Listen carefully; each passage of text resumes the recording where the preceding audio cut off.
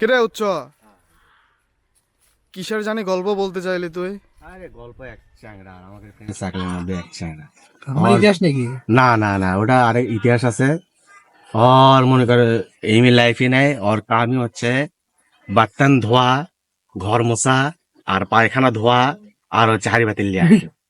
হ্যাঁ, এখন ওর বাপ মা যদি বিয়ে দেয়, সাপোজ ধর ওই কলো যে মা আমাকে বিয়ে দাও, তোকে তো বিয়ে দেওয়া যাবে না। তোকে যদি বিয়ে দে, এত সুন্দর করে ঘর মোছা, এটা কেমনি মুছবি? ঘরে যে দাগ টাগ থাকে এগুলো তো পরিষ্কার হবে না। আর তোর বউ যদি আসে, তাহলে কিন্তু পরিষ্কার হবে না, ময়লা থাকবি। আর তুই সুন্দর করে মুছিস, মনে হচ্ছে তোর এটা আপন পরিবেশ। তার জন্য কি ওর বাড়ির থেকে বিয়ে দিবার চাচ্ছে না? না, এই এটা একটা হচ্ছে কারণে। main কারণ।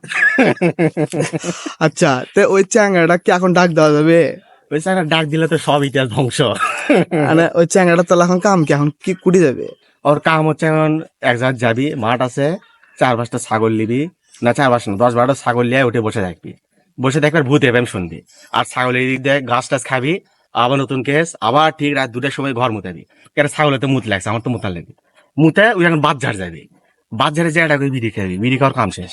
আর এটা হচ্ছে ডেইলি রুটিন, এবং মৃত্যুর আগ পর্যন্ত এটাই চলবে ইনশাল্লাহ, আশা করা যায়।